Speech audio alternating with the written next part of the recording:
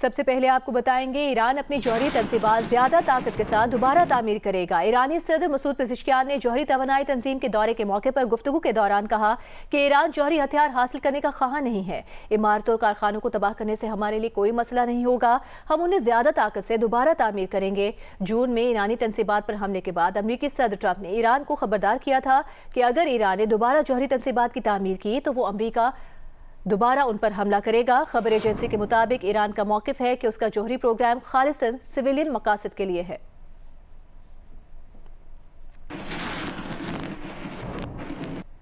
کراچی میں نوجوان عرفان پولیس اہلکاروں کے تشدد سے ہی ہلاک ہوا۔ ایف آئی اے نے تصدیق کر دی، 6 اہلکاروں کے خلاف مقدمہ درج کر لیا گیا، 2 گرفتار، 4 کی تلاش جاری ہے۔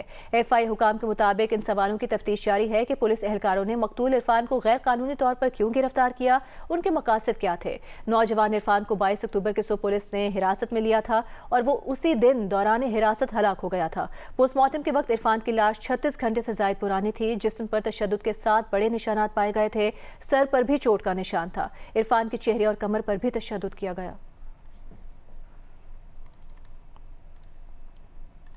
ابھی آپ کو بتائیں گے پی کے ایل آئی کے 1000 ٹرانسپلانٹ مکمل ہو گئے ہیں اور اسی سے متعلق ایک خصوصی رپورٹ اور اس رپورٹ کی تفصیل جاری کی گئی ہے، آپ کو دکھاتے ہیں۔ اس سے پہلے سالانہ 500 پاکستانی جگر کے ٹرانسپلانٹ کے لیے بھارت جانے پر مجبور تھے۔ وزیر اعظم شہباز شریف نے بطور وزیر اعلیٰ اس ادارے کی بنیاد رکھی۔ پی کے ایل آئی پاکستان میں جگر اور گردوں کے علاج کی جدید اور خوبصورت علامت ہے۔ 25 دسمبر 2017 کو انتہائی خوبصورت ویژن کے تحت آغاز سفر کرنے والے اس ادارے کو اپنی بقا اور انسانی خدمت کے لیے انتہائی مشکل اور نامناسب رکاوٹیں بھی دیکھنا پڑیں۔ عالمی معیارات کو مد نظر رکھتے ہوئے اس ادارے کی بنیاد اور ماہر ڈاکٹرز کے بورڈ کی سربراہی معروف سرجن پروفیسر سعید اختر کو ملی، مگر اس وقت کے چیف جسٹس نے از خود نوٹس لے کر ادارے کے سربراہ کو عدالت بلا کر بالآخر رخصت ہونے پر مجبور کیا۔ یوں پی کے ایل آئی کو فنڈز کی عدم فراہمی اور انتظامی امور میں شدید مشکلات دیکھنا پڑیں اور ادارے کے وجود کو ہلا کر رکھ دیا گیا۔ تاہم بعد میں سابق چیف جسٹس کی ریٹائرمنٹ کے بعد سپریم کورٹ آف پاکستان کے 3 رکنی بینچ نے پی کے ایل آئی سے متعلق سابق چیف جسٹس ثاقب نثار کے از خود نوٹس اور عدالتی کارروائی کے تحت جاری فیصلے کو واپس لیتے ہوئے پروفیسر سعید اختر کو پی کے ایل آئی کے صدر کے عہدے پر بحال کر دیا گیا، جس کے بعد ادارے نے نامناسب رکاوٹوں اور مشکلات پر قابو پاتے ہوئے کامیاب منزل اور خدمت کے راستوں پر پھر سفر شروع کر دیا۔ یوں رکاوٹوں سازشوں کے تحت کھڑی کی گئی دیواروں کو توڑتے ہوئے پی کے ایل آئی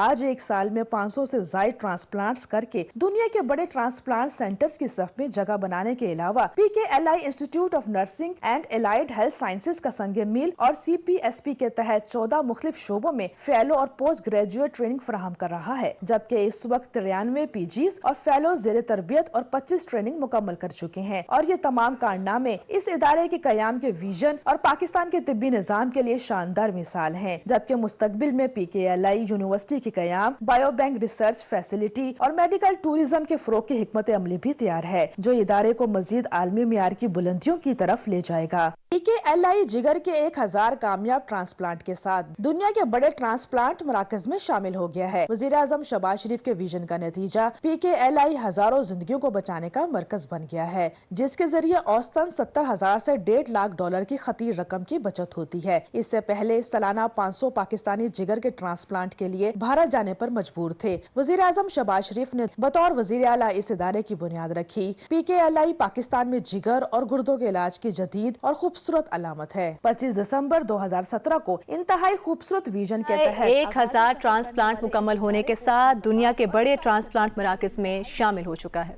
وزیر اعظم آزاد کشمیر کے خلاف تحریک عدم اعتماد کب جمع کرائی جائے، اب تک یہ فیصلہ نہیں ہو سکا ہے، لیکن ہم آپ کو بتائیں کہ آزاد کشمیر میں اب تک مجموعی طور پر 15 وزرائے اعظم کا انتخاب عمل میں لایا گیا۔ تاریخ پر نظر ڈال رہے ہیں شیراز گردیزی اپنی اس رپورٹ میں۔ 1975 سے پہلے آزاد کشمیر میں وزیر اعظم کا انتخاب عمل میں نہیں لایا جاتا تھا اور صدارتی نظام نافذ تھا۔ 1975 سے 2025 تک آزاد کشمیر میں مسلم کانفرنس، پیپلز پارٹی، نون لیگ اور تحریک انصاف اقتدار میں رہی۔ مجموعی طور پر 15 وزرائے اعظم کا انتخاب ہوا۔ مسلم کانفرنس کے 6، پیپلز پارٹی کے 5، مسلم لیگ نون کے 1، پاکستان تحریک انصاف کے 3 وزرائے اعظم منتخب ہو چکے ہیں۔ 1975 تا 1977 تک پیپلز پارٹی کے عبدالحمید خان، 1985 تا 1990 تک مسلم کانفرنس کے سردار سکندر حیات 1990 تا 1991 سے پیپلز پارٹی کے ممتاز حسین راٹھور وزیر اعظم رہے۔ مسلم کانفرنس کے سربراہ سردار عبدالقیوم خان 1991 تا 1996 تک وزیر اعظم رہے۔ ان کے بعد 1996 تا 2001 تک پیپلز پارٹی کے بیرسٹر سلطان محمود چودھری وزارت عظمیٰ کے عہدے پر فائز رہے۔ 2001 تا 2006 تک مسلم کانفرنس کا دور اقتدار پھر لوٹ آیا اور سردار سکندر حیات خان وزیر اعظم منتخب ہوئے۔ اگلی باری بھی مسلم کانفرنس ہی کی تھی اور اس بار 2006 سے 2009 تک سردار عتیق احمد خان وزیر اعظم بنے۔ جنوری 2009 میں پیپلز پارٹی کے سردار محمد یعقوب وزیر اعظم بنے، لیکن چند ہی ماہ کے مہمان نکلے، اور پھر اکتوبر 2009 میں مسلم کانفرنس کے راجہ محمد فاروق کی باری آئی، لیکن وہ بھی جلد ہی رخصت ہو گئے۔ جولائی 2010 میں مسلم کانفرنس کے سردار عتیق احمد وزیر اعظم بنے اور جولائی 2011 میں رخصت ہو گئے۔ ان کے بعد باری آئی پیپلز پارٹی کے چودھری عبدالمجید کی۔ چودھری عبدالمجید نے 2011 سے 2016 تک 5 سال مکمل کیے۔ ان کے جانے کے بعد مسلم کانفرنس کے راجہ فاروق حیدر مسلم لیگ نون میں شامل ہوئے اور 2016 سے 2021 تک 5 سال وزیر اعظم رہے۔ نون لیگ کی حکومت جانے کے بعد تحریک انصاف پہلی بار اقتدار میں آئی اور سردار عبدالقیوم نیازی 2021 تا 2022 تک وزیر اعظم رہے۔ ان کے بعد سردار تنویر الیاس خان 2022 تا 2023 تک وزیر اعظم رہے۔ پھر تحریک انصاف میں فارورڈ بلاک بنا اور چودھری انوار الحق وزیر اعظم بن گئے۔ شیراز گردیزی، جیو نیوز، اسلام آباد۔